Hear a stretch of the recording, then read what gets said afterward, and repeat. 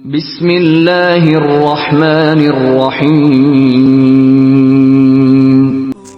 السلام علیکم پیارے دوستو، آج کا واقعہ ہے جب سعودی شہزادے کو نئی زندگی ملی۔ یہ ایک سچا واقعہ ہے اور دلچسپ واقعہ ہے۔ 1 مئی سن 2024 بروز ہفتہ سعودی عرب کے دارالحکومت میں ایک انوکھا مگر دلچسپ واقعہ پیش آیا۔ اس ملک میں ابھی تک الحمدللہ حدود اسلامی کا نظام نافذ ہے اور یہی وجہ ہے کہ اسلام دشمن طاقتوں اور حاسدین کے حسد کے باوجود ابھی تک سعودی عرب میں خیر و برکات غالب ہے۔ یہ واقعہ 18 ستمبر سن 2002 کی بات ہے، جب 17 سالہ شہزادہ فہد بن نائف بن سعود بن عبدالعزیز نے اپنے ایک دوست 15 سالہ منظر بن سلمان القاضی کو اپنے بھائی 15 سالہ شہزادہ سلطان بن نائف سے لڑتے ہوئے دیکھا۔ غصے میں وہ کلاشن کوپ اٹھا لایا اور منظر پر فائر کر دی۔ منظر کو 3 گولیاں لگی اور وہ وہیں پر جاں بحق ہو گیا۔ شہزادے کو فوری طور پر گرفتار کر لیا گیا اور اسے عام قیدی کی طرح جیل میں ڈال دیا گیا۔ مقدمہ کم و بیش 19 ماہ تک چلتا رہا۔ قاتل نے اپنے جرم کا اقرار کر لیا تھا۔ سعودی وزارت عدل کے قانون کے مطابق ہر قتل کے کیس کو 13 قاضی دیکھتے ہیں۔ چنانچہ اس مقدمے کا فیصلہ بھی 14 جولائی سن 2003 کو صادر کر دیا گیا کہ اگر مقتول کے ورثاء قاتل کو معاف نہیں کرتے تو اس کی گردن تلوار سے اڑا دی جائے گی۔ قرآن کریم میں اللہ تعالیٰ کا ارشاد ہے کہ اے ایمان والو، تم پر مقتولوں کا قصاص لینا فرض کیا گیا ہے۔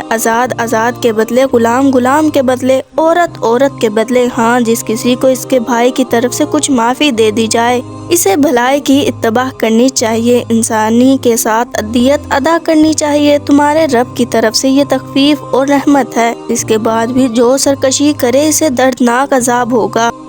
زمانہ جاہلیت میں قصاص کا کوئی مستحکم دستور اور قانون نہ تھا، اس لیے زور آور لوگ کمزوروں پر جس طرح چاہتے ظلم کرتے تھے۔ ظلم کی ایک شکل یہ تھی کہ ایک آدمی کے قتل کے عوض بعض اوقات قاتل کے پورے قبیلے ہی کو تہس نہس کر دینے کی کوشش کی جاتی اور عورت کے بدلے مرد کو اور غلام کے بدلے آزاد کو قتل کر ڈالتے۔ بعض لوگ طاقت و دولت کے بلبوتے پر مقتول کے کمزور وارثوں کا مقدمہ دبا کر رکھتے تھے، مگر اللہ تعالیٰ نے اس سارے فرق و امتیاز کو ختم کرتے ہوئے یہ قانون جاری کر دیا کہ جو قتل ہوگا قصاص میں اسی کو قتل کیا جائے گا۔ قتل آزاد ہے تو بدلے میں وہی آزاد، غلام ہے تو بدلے میں وہی غلام، اور عورت ہے تو بدلے میں وہی عورت قتل کی جائے گی، نہ کہ غلام کی جگہ آزاد اور عورت کی جگہ مرد یا ایک آدمی کے بدلے متعدد آدمی۔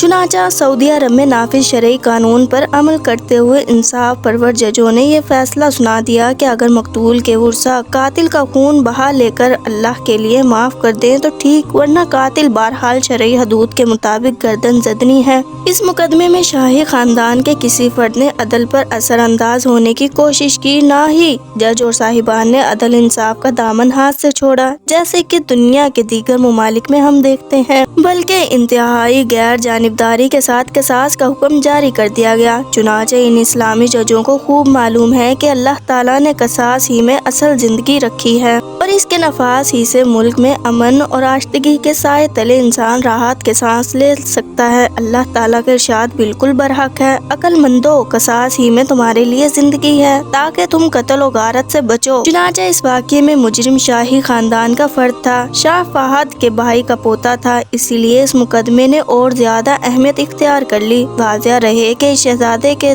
دادا شاہ سعود بن عبدالعزیز سعودی عرب کے دوسرے حکمران تھے۔ مقتول منظر بن سلمان قاضی بھی ایک اعلیٰ خاندان سے تعلق رکھتے تھے۔ ان کا نسب نامہ بنو تمیم سے جا ملتا تھا، جس کی رسول اکرم صلی اللہ علیہ وآلہ وسلم نے تعریف فرمائی تھی۔ محمد بن عبدالوہاب بھی اسی خاندان سے تعلق رکھتے تھے۔ مقدمے کے دوران میں بہت سے بااثر لوگوں نے کوشش کی کہ مقتول کے ورثاء خون بہا لے لیں اور شہزادے کو معاف کر دیں، مگر مقتول کے والد سلمان نے ہر قسم کی پیشکش کو ٹھکرا دیا۔ ہرچند معاملہ ایک سعودی شہزادے کا تھا، مگر اس دوران ان میں مقتول کے خاندان پر قطعی طور پر دباؤ نہیں ڈالا گیا اور نہ ہی قاضیوں پر کسی قسم کا دباؤ تھا۔ چنانچہ عدالت نے آزادانہ کارروائی کی اور سپریم کورٹ نے بھی 1 دسمبر سن 2003 کو اپیل کورٹ کے فیصلے کی توثیق کر دی۔ مقدمے کے دوران शहजादे को रियाज के इस्लाही मरकज में रखा गया था और बाद अजरा इसे रियाज की सेंट्रल जेल में भेज दिया गया। इस दौरान में इसके साथ कोई इम्तियाजी सलूक नहीं किया गया। सिर्फ एक मरतबा इसके अपने वालिद नईफ बिन सऊद के साथ मुलाकात हुई। याद रहे सुप्रीम कोर्ट ने अपने हुक्मनामे में लिखा था कि कातिल को 1 मई सन 2004 की सुबह कसास में कत्ल कर दिया जाएगा। 1 मई हफ्ते का दिन रियाज के शहजादे के लिए इंतहाई हैरानी का दिन था। सुबह सवेरे बेशुमार लोग कसरारुल हुक्म के पहलू में मैदान कसास में जमा थे। इनमें शहजादे भी थे और मुख्तलिफ बड़े बड़े कबाइल के रऊसा भी। शहजादे को भी पहले से बता दिया गया था कि हफ्ते के दिन इसको कत्ल कर दिया जाएगा। इसके पैरों में बेड़ियां लगी हुई थी। सुबह 8 बजे इसको पुलिस की गाड़ी से नीचे उतारा गया। इसने कैदियों का मखसूस लिबास पहना हुआ था। सुबह सवेरे गवर्नर रियाज अमीर सलेमान बिन अब्दुल अजीज ने अपने दफ्तर में मकतूल के वालिद और इसके रिश्तेदारों से मुलाकात की। बताया गया कि कातिल से कसास लिया जा रहा है। नेज़ गवर्नर ने कहा कि मैं आप लोगों के मुकदमे में कोई मुदाखलत नहीं करना चाहता और ना ही शाही खानदान ने इस मुकदमे के दौरान में अदालत पर असर अंदाज होने की कोशिश की है।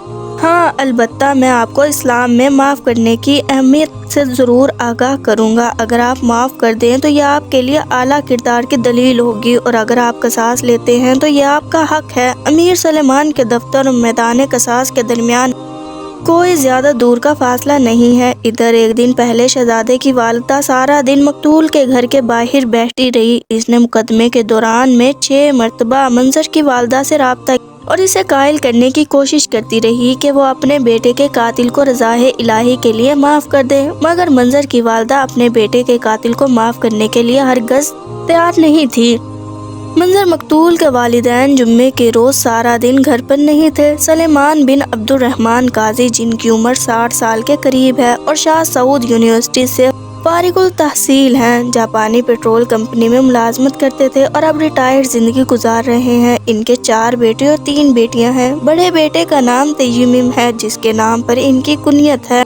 इन्होंने बड़ी तफसील से अखबारात और इंटरव्यू दिया जो सऊदी अखबारात में शाया हुआ। ये कोई ड्रामा या फिल्म का हिस्सा ना था। जब सुबह 10 बजे के करीब सुलह और माफी की तमाम तर उम्मीदें खत्म हो गई तो शहजादे को पाचूला आहिस्ता आहिस्ता मक्तल की तरफ लाया गया। सिक्योरिटी के अफराद ने इसका बाजू थामा हुआ था। सुबह के 10 बज रहे थे। अदालत के अहलकारों ने मकतूल के वालिद सलेमान से पूछा कि आप कातिल को पहचान रहे हैं। इसने इसके चचाजाद भाइयों ने और कबीले के अफराद ने गवाही दी कि ये शहजादा कातिल है। इधर जल्लाद ने तलवार म्यान से निकाल ली है कि शहजादे ने पुकारा, ए अबू तमीम, अल्लाह की रजा की खातिर मुझे माफ कर दे।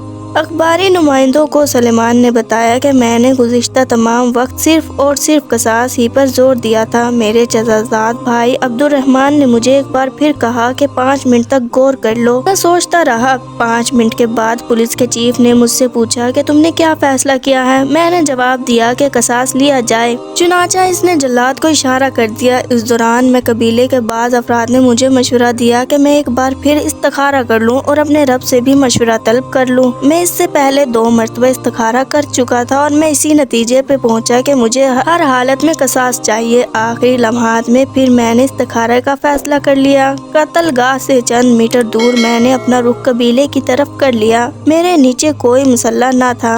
एक अजीज ने अपना रुमाल सजदागाह में बिछा दिया कि मैं सूरज की नमाज से बच सकूं। आधा घंटा मैं नमाज अदा करता रहा और मुसलसल अपने रब से मशवरा करता रहा। इधर लोग दम साधे सलेमानुल काजी की तरफ देख रहे थे। नमाज के बाद मैंने अपने बेटे तय्यमुम से कहा कि मोबाइल पर अपनी वालिदा से बात करवाओ। मैंने इससे पूछा कि तुम्हारा क्या फैसला है। उसने कहा, तुम जो भी फैसला करोगे मुझे मंजूर है। फिर मैंने अपने बेटे तय्यमुम और भाई अब्दुल रहमान को बुलवाया और इनको बताया कि नमाज इस्तिखारा के बाद मेरा जहन माफ करने के आमादा हो गया है।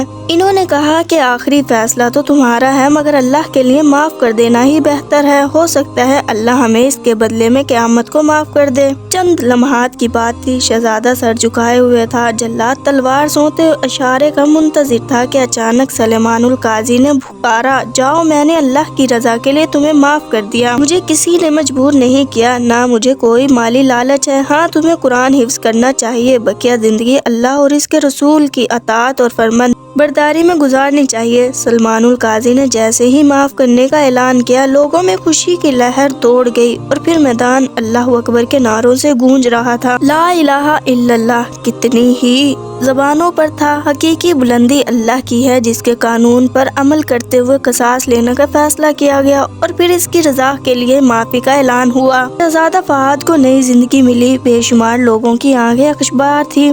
پھر سلمان القاضی آگے بڑھے اور شہزادے کو گلے لگا لیا۔ شہزادہ فہد نے سلمان القاضی کے سر کے بوسے لیے اپنے فعل پر ندامت کا اظہار کیا۔ شہزادہ فہد نے سلمان القاضی کے سر کے بوسے لیے اپنے فعل پر ندامت کا اظہار کیا اور اس کا بار بار شکریہ ادا کیا کہ اس کے معاف کرنے کی بدولت اسے نئی زندگی ملی ہے۔ اس نے وعدہ کیا کہ وہ آئندہ اپنی نئی زندگی اللہ کی اطاعت میں گزارے گا اور خدمت خلق کو اپنا شعار بنائے گا۔ ادھر شہزادے کی والدہ معافی نامے سے مایوس ہو کر سخت بے چین تھی، جو اس موقع پر کسی ماں کی ہو سکتی ہے۔ اسے ہسپتال میں داخل کرا دیا گیا۔ معافی نامے کے بعد فوراً بعد شہزادہ فہد بیڑیاں پہنے ہی سیکورٹی کے عملے کے ہمراہ اسپتال پہنچ گیا۔ چنانچہ معافی ملنے کے بعد ابھی عدالتی کارروائی مکمل نہیں ہوئی تھی، اسی لیے شہزادے کو بیڑیاں سمیت ہی اس کی ماں کے پاس ہسپتال لے جایا گیا۔ اس کی والدہ نے اسے دیکھ کر سخت حیرت کا اظہار کیا اور پوچھا کہ کیا فیصلہ ہوا ہے۔ جب انہیں بتایا گیا کہ مقتول کے ورثاء نے قصاص معاف کر دیا ہے تو وہ بے اختیار اپنے بیٹے سے چمٹ گئی اور بار بار اللہ کا اور پھر قاضی فیملی کا شکریہ ادا کر رہی تھی۔ قانون کے مطابق شہزادے کو دوبارہ عدالت میں پیش ہونا پڑا، جہاں مقتول کے ورثاء نے عدالت میں حلفیہ بیان دیا کہ انہوں نے بغیر کسی زور و زبردستی کے قاتل کو معاف کر دیا ہے۔ اخبارات کے مطابق سلمان القاضی نے دیت کی ایک خطیر رقم کو ٹھکرا دیا تھا۔ شاہی فیملی نے 70 ملین ریال کا دیت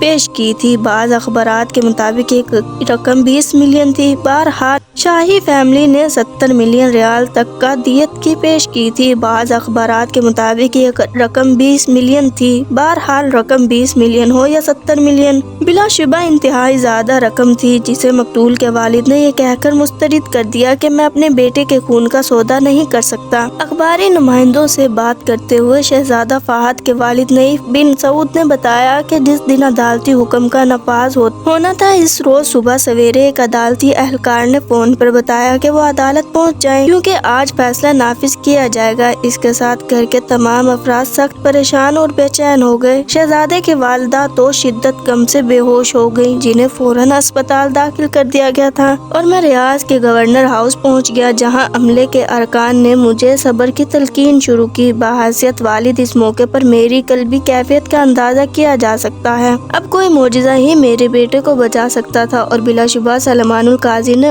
عفو درگزر کا مظاہرہ کر کے احسار کی ایک اعلیٰ مثال کام کی ہے۔ دنیا کی تاریخ میں دور دور تک ہمیں اس طرح کی مثال نظر نہیں آتی۔ ہاں، اگر اس قسم کی مثال نظر آتی تو وہ اسلامی تاریخ کے سنہرے اوراق میں لکھی جاتی۔ اگر آپ کو میری ویڈیو اچھی لگی ہو تو لائک اور سبسکرائب ضرور کیجیے گا۔ فی امان اللہ، دعاؤں میں یاد رکھیے گا۔